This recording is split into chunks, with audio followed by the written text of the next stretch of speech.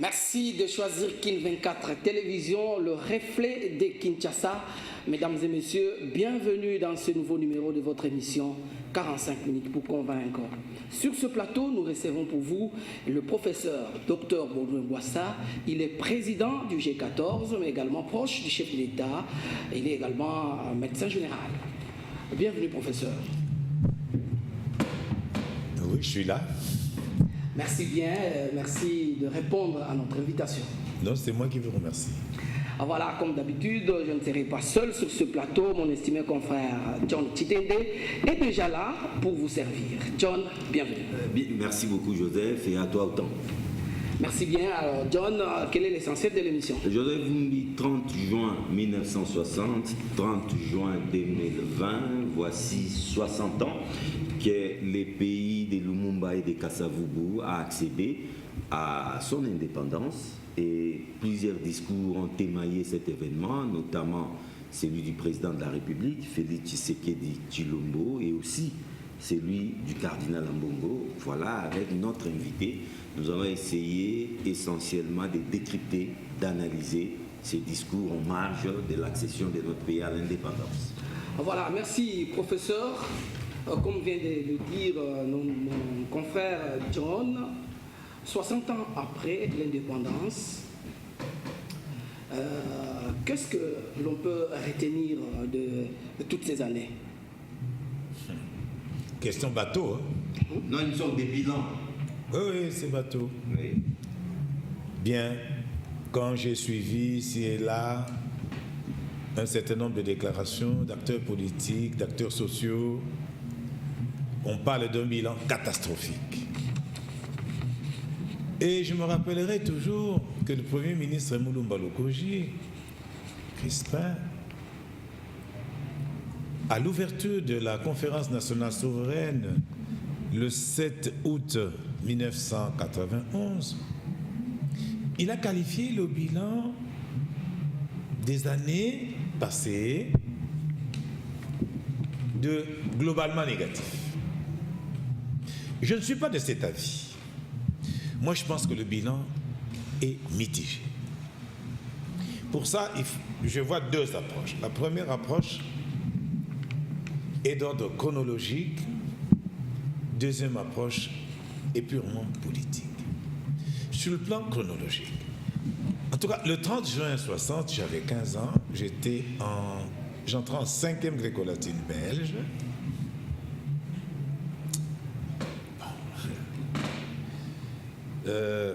C'était merveilleux parce que Joseph Kasavubu, président de la République, a dit qu'on nous a laissé un État fort dans tous les domaines. Sur le plan économique, on était au sommet. Sur le plan politique, ça s'est bien passé parce que nous sommes passés de la colonisation à l'indépendance sans passer par une période transitoire. Première erreur. Est-ce que c'est une erreur? Mais oui, aujourd'hui ça nous rattrape. Je ne suis pas sûr. Sur le plan social, c'était formidable. Tellement formidable que moi qui suis du Mayotte, nous, on ne voulait pas de cette indépendance parce que nous étions bien avec les Belges. Et moi, j'étais fier d'être collégien, parce que déjà un collégien, c'était un monsieur. Aujourd'hui, là, un collégien de 2e secondaire n'est rien du tout. Donc ce pays, on nous a légué un pays bien portant. Puis, Kasavubu a pris les rênes du pouvoir. Kasavubu s'est comporté comme le roi des Belges. Il était roi. Il y avait l'orthodoxie en tout. Il y avait une séparation des pouvoirs entre le président, le gouvernement, le parlement. Ça fonctionnait. Même si on a eu des problèmes. On a eu des problèmes parce que Yansens va écrire au tableau avant le 30 juin égale après le 30 juin et Il y a eu la mutinerie. Ça a dégénéré. Voilà. Qui après a été suivi par la sécession du Katanga.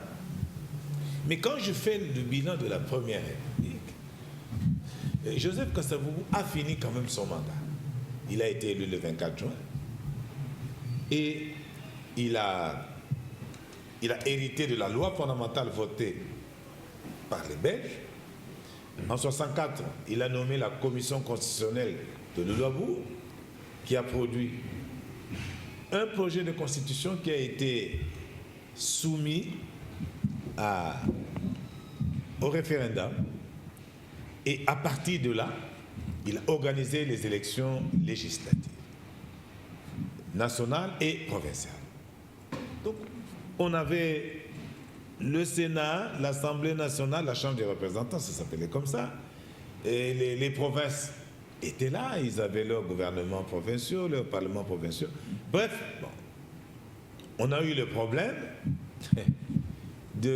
qu'on devait organiser l'élection présidentielle. Et c'est là que les choses sont gâtées parce que face à une divergence entre le président de la République et M. Moïse Tshombe, l'armée a pris le pouvoir. En 65. Mais je vous dis que pendant la Première République, la situation économique était très bonne.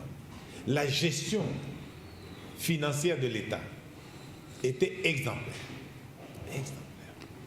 Nous qui avons connu cette période, nous avons vécu des moments extraordinaires. Voilà, vous avez dit quelque chose. Donc ça, c'est la Première République. Voilà. Première phase. Oui. Alors, on passe au régime de M. Mobutu. 67. Il a bien commencé.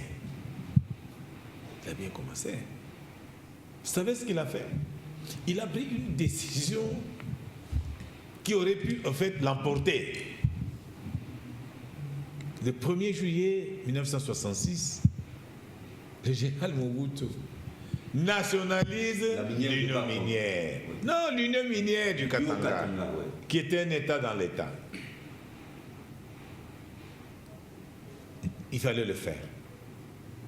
C'était courageux. Il avait osé. Hein. Parce qu'il a dit toutes les sociétés à charte doivent venir avec leurs sièges sociaux à Kinshasa.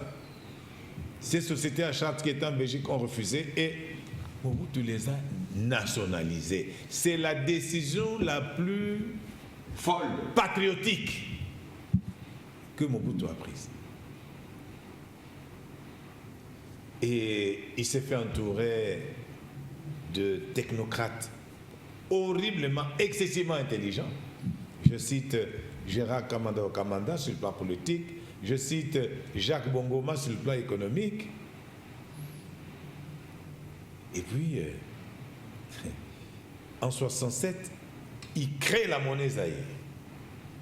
Cette monnaie, un Zaïre valait $2. C'était devenu la monnaie la plus forte du monde. Et elle était, elle figurait à toutes les bourses du monde, y compris la bourse de New York, la bourse de Bruxelles, de Londres.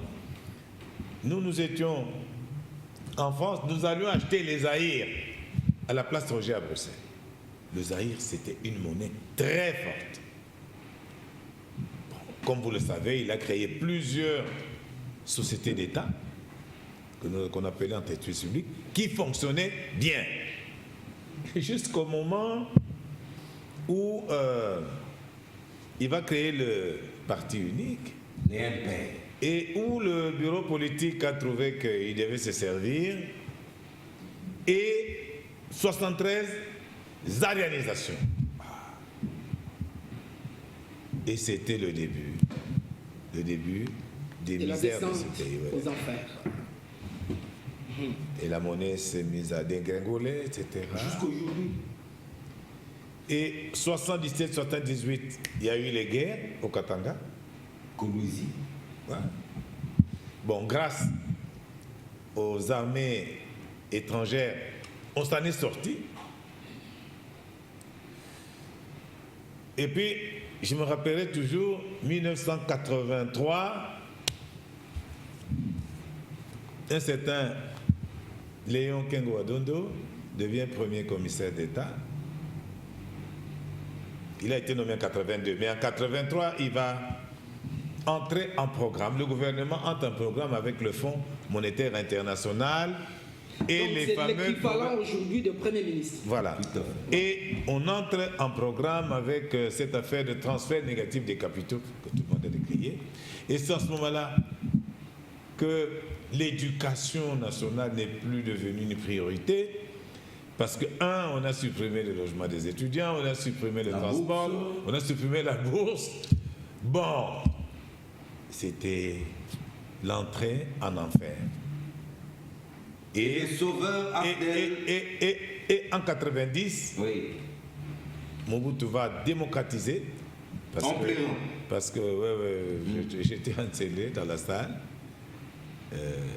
Il a vraiment pleuré. Et moi, je pense que c'est ce jour-là qu'il avait démissionné. Nous entrons alors dans la transition politique mobutiste, avec en 91 l'ouverture de la conférence nationale souveraine, qui a sorti les options fondamentales du nouvel État, tel qu'on devait reconstruire cet État-là. Entre autres décisions, il était interdit qu'on puisse privatiser les entreprises publiques. Entre autres décisions, nous avions décidé qu'on entrait dans un État fédéral. Entre autres décisions, nous avons créé la commission électorale indépendante qui devait organiser les élections, etc. Donc, bon, on avançait, et puis... Il fallait attendre en 97, le 17 mai... entre l'opposition et le maréchal... Quand je juge le mandat de M. Mobutu, en 2 ans. Pour moi, il est mitigé aussi.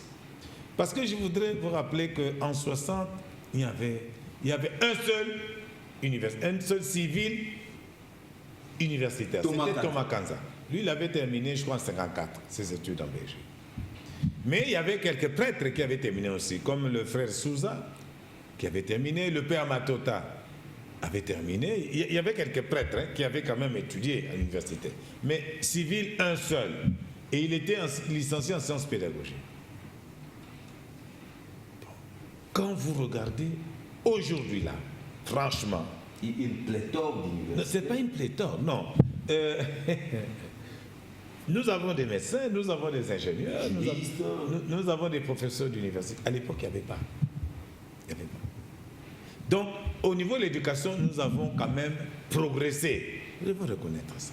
Non, nous avons progressé sur le plan quantitatif. Non, même sur le plan quantitatif, parce que quand je vous vois le niveau que vous avez, et quand je me vois moi-même, nous sommes 2500 professeurs d'université. PhD. Attendez, dans ce pays, à l'époque, il n'y avait pas. Il n'y avait aucun PhD, ça n'existait pas. Donc ce pays a quand même avancé, ne fût-ce que sur le plan d'éducation. Mais qu'est-ce qui n'a pas marché? C'est sur le plan social. Nous avions le meilleur système sanitaire d'Afrique et nous sommes tombés là où nous sommes maintenant, c'est-à-dire nulle part. Faut tout mais professeur, 60 ans de destruction, qu'est-ce qui n'a pas marché? Non, c'est pas que c'est l'homme congolais. Ce n'est pas qu'on a fait que des trucs. Je dis seulement qu'en matière d'éducation, on a fait des progrès. Maintenant, nous avons détruit notre économie. Et ça, c'est grave. Et à mon avis, si nous avons détruit cette économie, c'est à cause de nous là, nous les fameux universitaires. Nous avons travaillé moins bien que les commis, que les colonialistes nous ont laissés, qui ont travaillé pendant la Première République et qui servaient la République au lieu de se servir. Parce que notre génération, malheureusement, est faite de technocrates égoïstes et qui n'aiment pas le pays. Nous n'avons pas l'amour de ce pays. Nous n'avons même pas l'amour de nos populations. C'est ça qui a tout détruit. La conférence nationale souveraine nous a donné un moment de catharsis où nous avons essayé d'élaborer ensemble un projet de société qui allait nous sortir de là. Mais cette conférence, tout ce projet a été jeté à la poubelle à l'arrivée de l'AFDEL. Très bien. L'Alliance des forces indépendantes, je ne sais quoi, vous savez très bien. Et vous savez très bien que Mouzé lui-même a dit que c'était un conglomérat d'aventuriers et d'opportunistes. Lui-même. Qui nous a chassés. Lui-même. Non, lui-même. Il a dit ça. C'est le plus grand mérite de l'AFDEL. Ça, il ne faut pas l'oublier. Il a fait quoi? C'est grâce à l'AFDEL que Mobutu est parti. Ça, il ne faut jamais. Oui, mais je ne sais pas si le départ de Mobutu, de toute façon, il est mort en septembre. Oui. Il est mort en septembre, donc je ne sais pas. Quelques 2 mois après. Oui. Mais je crois que moi, ce que je retiens de catastrophique dans l'AFDEL, c'est le fait que c'est un régime qui a été importé ici par 8 armées étrangères. Un régime où on arrive, on nous explique que le chef d'état-major, le Rwandais là, il est congolais, que le patron des renseignements, il est congolais. Non, c'est un régime... le bon Dieu nous a sauvés en 2019. Quand nous étions dans la gueule. En 2019, enfin, ce pays est redevenu normal. Non, mais c'est la deuxième guerre de l'AFDEL. Là, vous parlez du 2 août 1980. Non, moi je parle de 80, parce que tout ce qu'on a fait là, nous étions... Non. Et Mouzé, et Joseph Kabila, tout ça c'est l'AFDEL.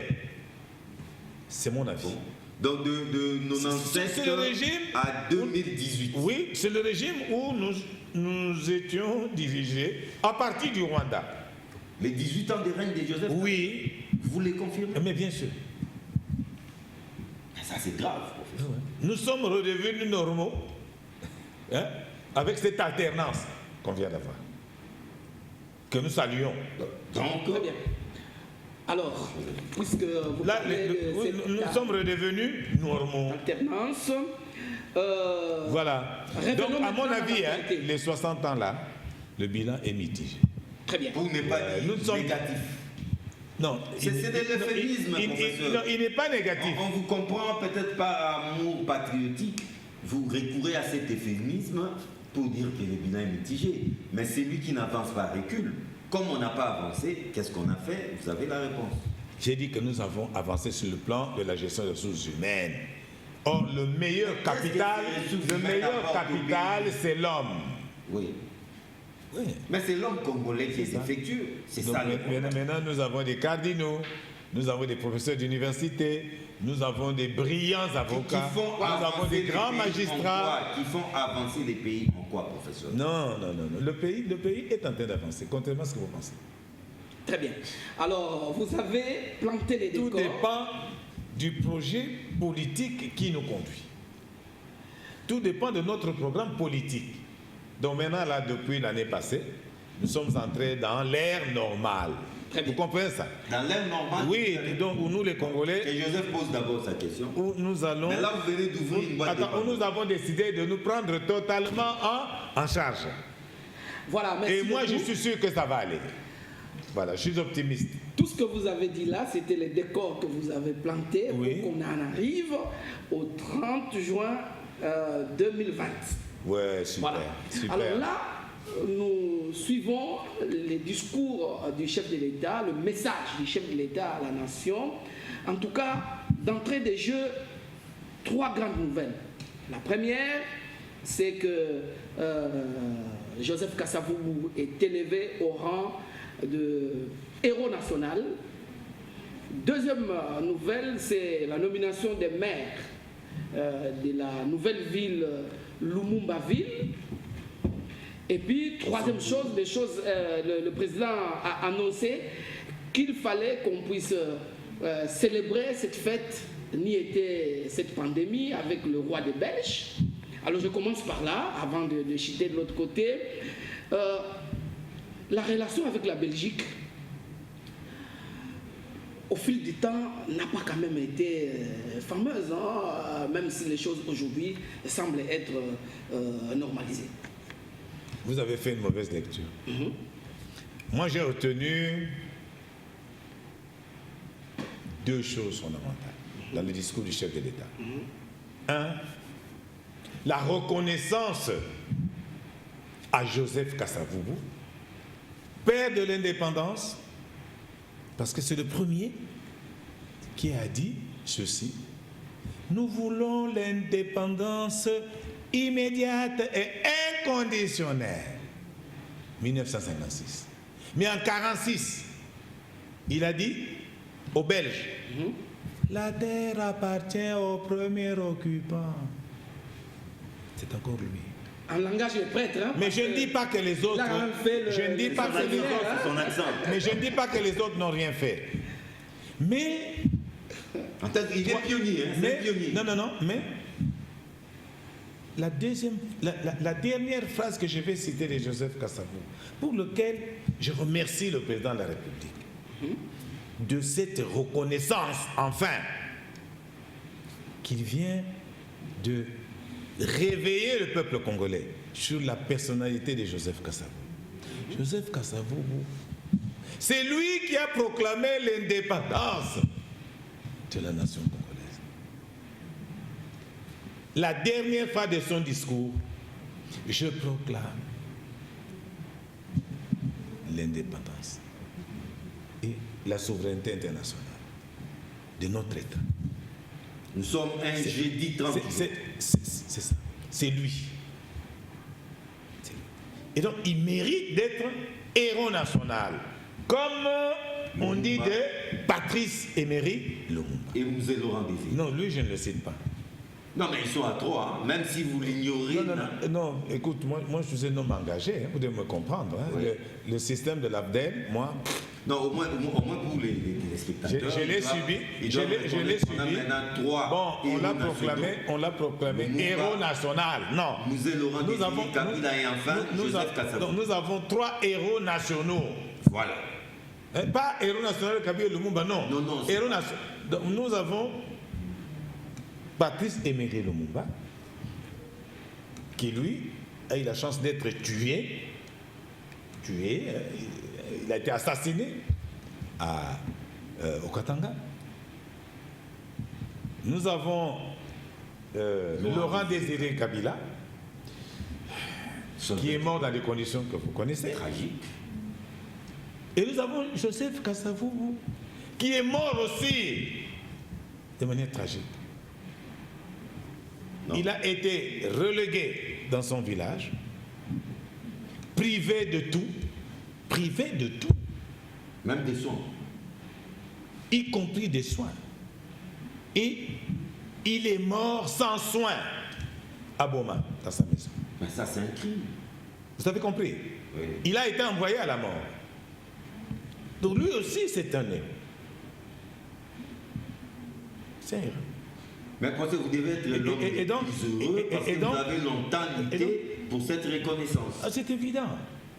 Cet homme-là, bon, c'est le premier président de la République et c'est lui qui a proclamé l'indépendance de ce pays, chers amis. Je peux déjà vous vraiment, il n'a pas de mérite. Non, rapidement, il parle. Et donc, vraiment, je remercie le président de la République, oui, Félix Antoine Tshisekedi, d'avoir pris cette décision historique et juste vis-à-vis de... Oui. Mais professeur, savez-vous que les lumumbistes purs et durs ne sont pas toujours contents? Ils disent que c'est une façon de cracher sur la mémoire du véritable héros national, Patrice Emery Lumumba, parce que M. Joseph Kasavubu était pour quelque chose dans cet assassinat de Lumumba. Bon, c'est leur droit. Mais au niveau historique, chacun de ces héros a joué son rôle pour la nation congolaise. Et il était injuste que la nation congolaise ne reconnaisse pas le rôle historique joué par Joseph Kasavubu. Même s'il a C'était injuste. C'était injuste. Parce que non, parce que moi je ne suis pas venu ici pour parler de Patrice Emery Lumumba. Vous comprenez ça? Je ne veux pas ternir l'image de son image. Hein? Ce n'était pas un saint. Tout comme Laurent Désiré Kabila n'était pas un saint. Tout comme Kasavubu. Nous l'avons fait ici. Donc Kasavubu n'était pas non plus un saint. Point. Donc nous ne sommes pas venus ici pour chercher la petite bête à chacun de nos 3 héros nationaux. Que nous devons vénérer. Absolument. Absolument. Mais ce que je demanderais au président de la République, c'est quand même de faire arranger la route entre Boma, Chela et arriver jusqu'à son village pour que sur le plan touristique ça puisse servir et aménager le site de Singini où il a été enterré. Le mausolée. Arranger son mausolée aussi qui est dans un état, il paraît, catastrophique. Parce que ça c'est le village de sa mère.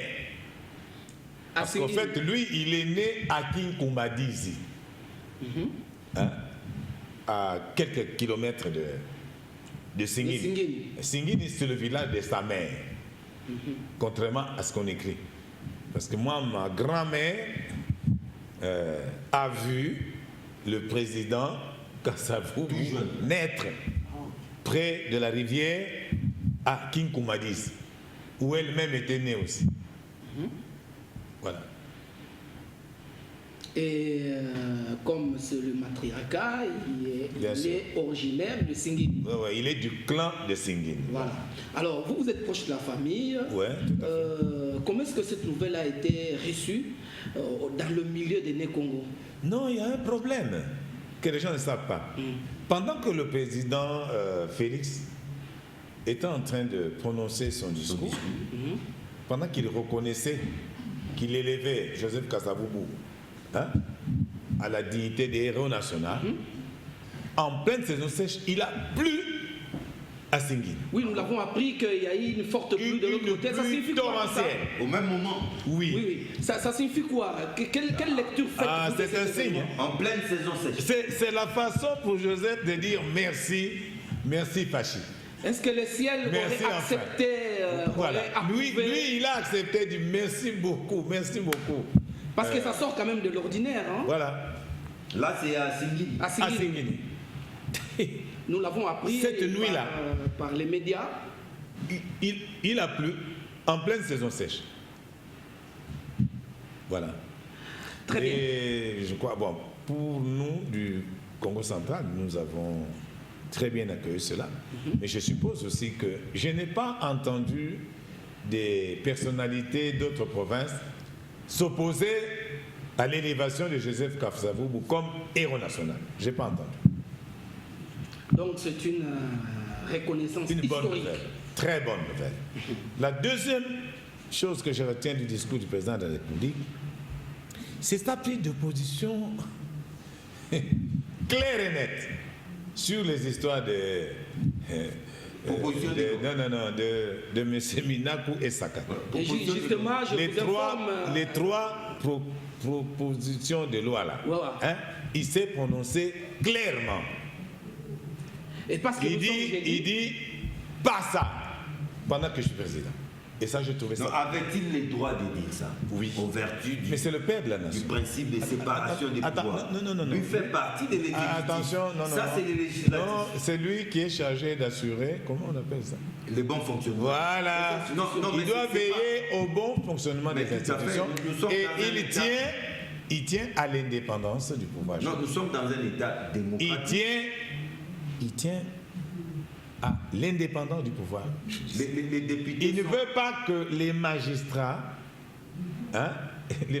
debout, deviennent des commis au service du ministre de la Justice, c'est-à-dire de l'exécutif. Parce que ces magistrats-là font partie intégrante du pouvoir. Mais professeur, il y a eu beaucoup de manipulations dans cette histoire. Quelle manipulation? Vous savez que nos magistrats, mais qu'est-ce qu'ils n'ont pas commis comme dégâts? Et toi, et vous, qu'est-ce que vous commettez comme dégâts dans votre métier de journaliste? Tout à fait. Mais on doit vous désorienter l'opinion. Mais voilà. Vous nous envoyez tous aller voter pour FCC. C'est ça que vous faites. Vous détruisez le pays. Voilà pourquoi on ne doit pas instaurer l'impunité en mode de gouvernance. Non, il n'y a aucune impunité. Recadrer ces magistrats en octroyant beaucoup plus d'autorité à leur chef hiérarchique qui se trouve être les ministres de la Justice. Non, le pouvoir... Ils ont été mal compris. Le pouvoir judiciaire fonctionne avec le Conseil supérieur de la magistrature, tout à fait. Qui est là, qui régule tout. Un point très. Il faut les laisser faire. Il ne faut pas dire que c'est un club des magistrats. C'est comme nous. Ils ont cet esprit corporatiste. Attends, tu vois chez nous à l'enseignement supérieur, nous les profs, quand nous délibérons en tant que corps, on délibère et nous prenons des décisions. Et puis ces décisions sont appliquées. Et un ministre ne peut pas nous dire non, la délibération, là. Non, ça n'existe pas. Et moi, je suis fier d'appartenir à ce corps. Et je pense qu'on doit laisser le corps des magistrats se gérer au sein du Conseil avec un esprit corporatiste. Ils se protègent entre eux. Mais vous, les loups ne se mangent pas. Vous n'êtes pas corporatiste. Non, mais si on mettait... Non, parce qu'il y a le corps des journalistes. Nous vous connaissons, entre vous. Alors, voilà, professeur. Non, donc pour moi, le discours du chef, c'est ça que j'ai retenu. 1, Kasavubu. 2, les 3 là ne passeront pas. Voilà, justement, à propos de Chez ces le trois président de la propositions République, de loi, ça ne passera pas. Voilà. Justement, je vous pose une question puisque la nouvelle vient de tomber. La conférence de président de l'Assemblée nationale a décidé de surseoir ces 3 propositions de loi. Est-ce que vous pensez que c'est à la suite du discours du chef de l'État que cette décision est tombée?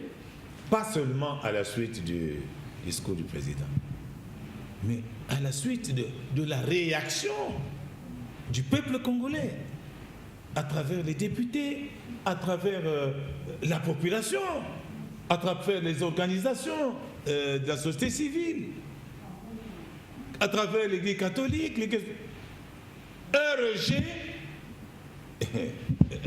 rejet indicible, on n'a jamais vu ça.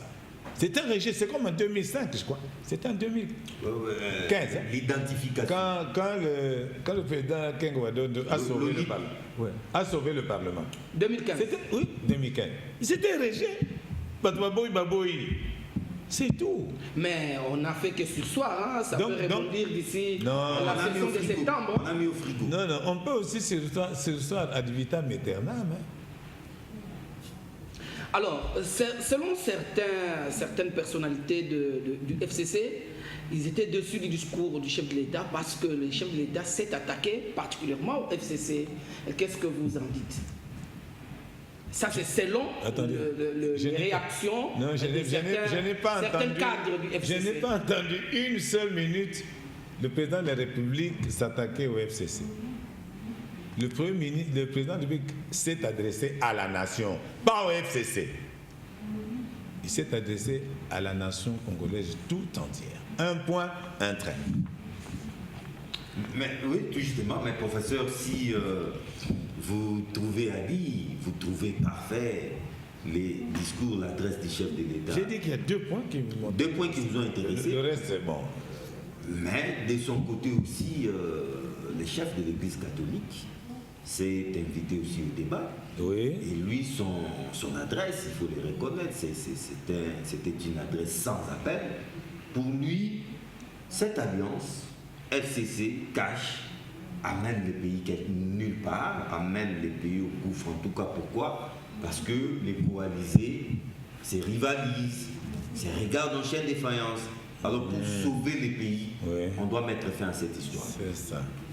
On doit mettre fin à cette histoire. À quoi? À cette histoire de la coalition FCC cash. Seulement. Parce que ça risque d'entraîner les pays dans les chaos. Ah, c'est ça. Est-ce que ça vous étonne? Non, mais c'est un discours rationnel. Je pose une question. Oui. Est-ce que ça vous étonne du cardinal Fridolin? Depuis le début de cette coalition, le cardinal... Non, mais il n'a pas tort. Hein? Je n'ai pas dit qu'il a tort ou qu'il a raison.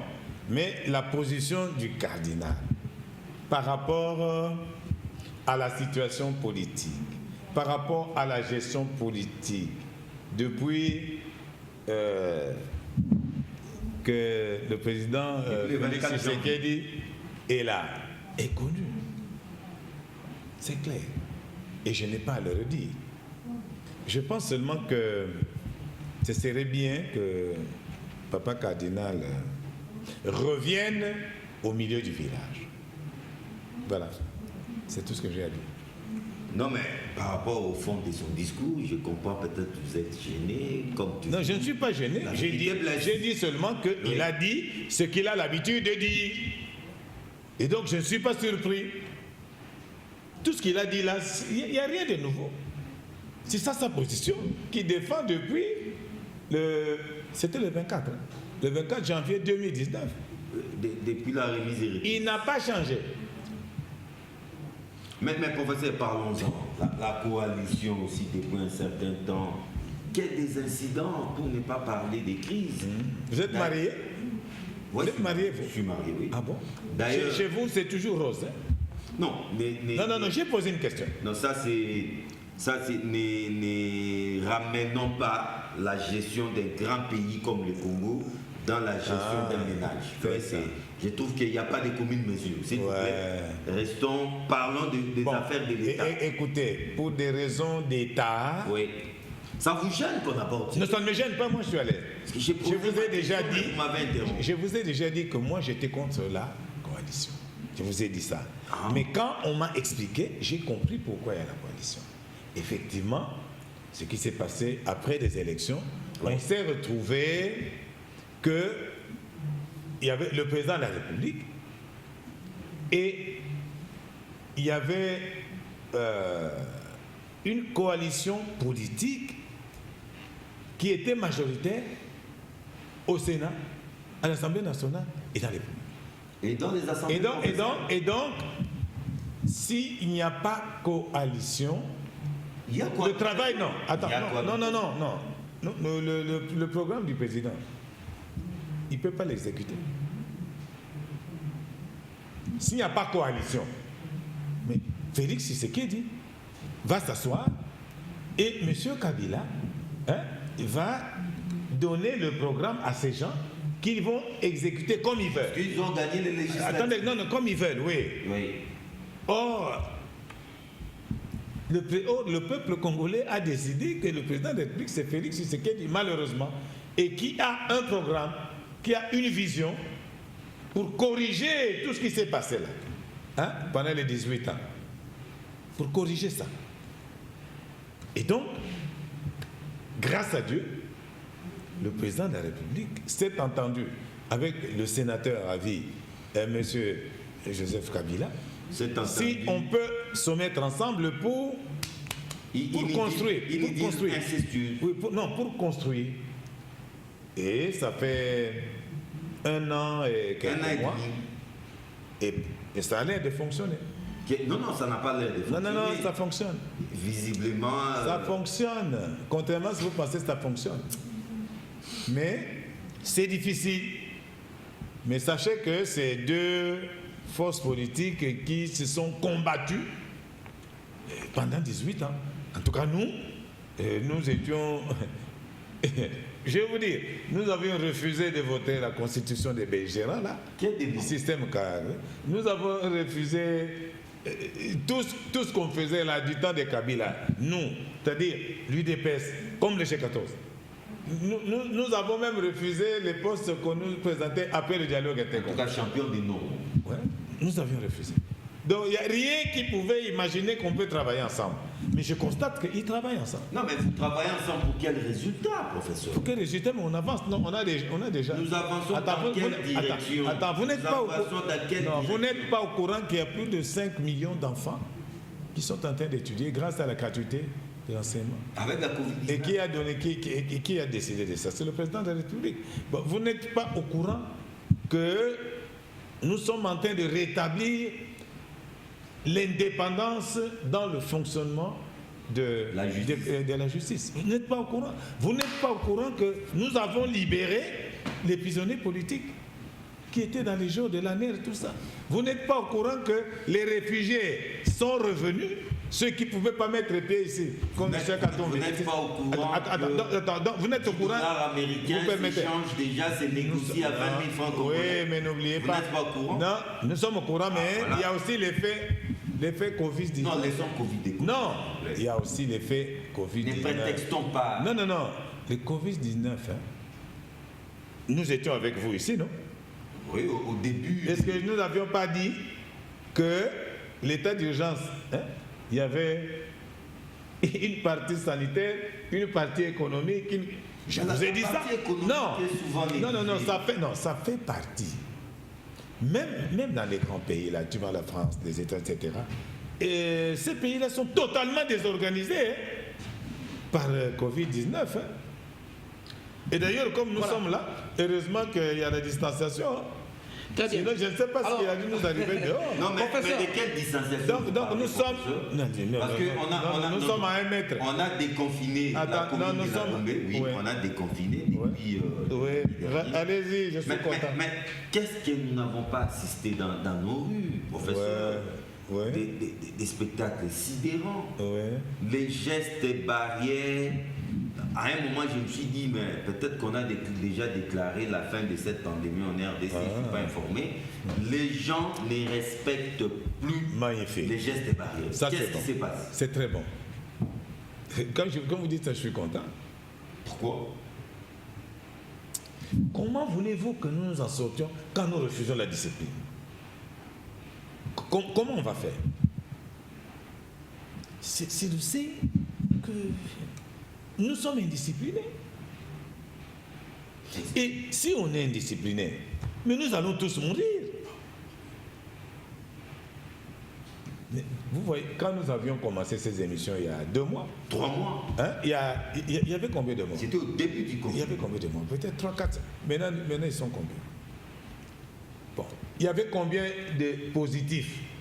Et maintenant, c'est combien? Et Jean-Jacques Mouillen m'avait dit, ça va évoluer de manière exponentielle. Mais nous y sommes. Ça, c'est un des deux. C'est le temps peut-être d'évaluer, de faire le bilan de la riposte. Hein. Ben oui. Là parce que quand vous regardez l'Italie, la France et tout ça, le nombre de cas positifs diminue. Hein. Chez nous, le nombre de cas augmente. C'est qu'il y a un problème de gestion de riposte. Mais ce bilan-là, qui doit le faire? Hein? La riposte doit évaluer cela avec nos parlementaires et avec le gouvernement et avec le cabinet du chef de l'État. Il y a un problème en termes de résultats. Hein? Les gens ne suivent plus rien. C'est vrai. Très bien. Mais c'est la faute à qui? Nous tendons déjà vers la fin de cette émission. Déjà? Oui. Oh là là. Comment voyez-vous l'avenir de notre pays? 60 ans après, maintenant, on termine l'analyse. Bon, on regarde un peu l'avenir. Ah, moi, je suis optimiste. Hein. Avec les FCC. Je ne peux que... Non, qui vous a dit ça? Vous croyez vraiment... D'abord, je veux commencer à vous dire que le président de la République, hein, sa famille politique ne s'appelle pas FCC Cash. Sa famille, c'est du DPS et le Rassemblement. Mais ce n'est pas FCC Cash. C'est le cash. Donc, un jour, hein, d'ici 2023, il n'y aura plus tout ça. Il n'y aura plus. Mais pendant que nous allons nous battre. Attendez, nous allons nous battre. On est un peu dispersés. Nous allons nous battre pour avoir de la majorité parlementaire à l'Assemblée nationale, au Sénat et dans les provinces. Et pendant cette temps, mais là, il faut y travailler dès maintenant. Mais apparemment, rien n'est fait. Hein. Mais vraiment, je ne vous comprends pas. Nous devons vous dire comment nous sommes en train de nous organiser. Ah oui, vous devez nous dire. Mais nous refusons de vous dire, de donner parce que nous ne voyons rien. Donc, si nous vous donnons les stratégies, mais nous n'allons pas avancer, laissez-nous tranquilles. Mais nous nous préparons. Nous nous préparons. Très bien. Alors. Mais il faut bien retenir ce que je dis. La famille politique du président de la République ne s'appelle pas FCC Cash. Professeur, vous allez regarder droit sur votre caméra, votre dernier mot, parce que nous sommes arrivés à la fin de l'émission. Vous voulez que je dise quoi? Que je me réjouis du fait que Joseph Kasavubu est de nouveau proclamé héros national. Comment ça de nouveau? Parce que ça a été déjà le cas en 84 par le comité central du MPR. Mais en ça 84. Si, ça a eu des effets puisqu'on nous coupait une partie de notre salaire pour acheter les statues en Corée. Mais comme dans ce pays, hein, nous vivons l'amnésie collective. Mais Joseph Kasavubu, Patrice Emery Lumumba et Madame Biatene Mobutu ont été proclamés héros nationaux depuis 1984. Voilà. Et je suis heureux de voir que notre président confirme que Joseph Kasavubu est effectivement héros national. C'est par ces rappels du professeur Dr Boissa Baudouin que nous mettons un point final à cette émission. Merci John. Merci également au professeur Boissa. Merci Joseph. Et merci également à vous, chers téléspectateurs. Merci John. À l'équipe technique. C'est donc fini pour cette édition. Merci mesdames. Malheureusement, on ne peut pas se saluer, alors on fait comme ça. Non, on peut, hein. Alors moi je reste assis pour rester à 1 mètre.